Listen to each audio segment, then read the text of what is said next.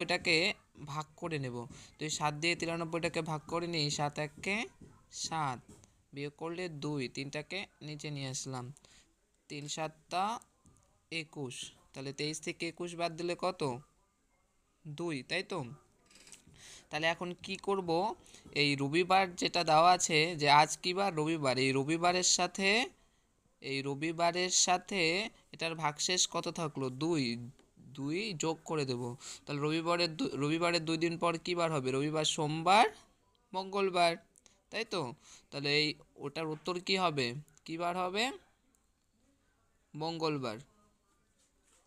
যদি এই প্রশ্নটি ভালোভাবে বুঝে থাকো তাহলে আরেকটা প্রশ্ন দিচ্ছি, এটা নিজে করো এবং কমেন্ট বক্সে এটার উত্তর লিখে জানাও।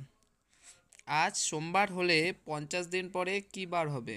ঠিক আছে, তোমরা এই প্রশ্নটা করো, করে কমেন্ট বক্সে কমেন্ট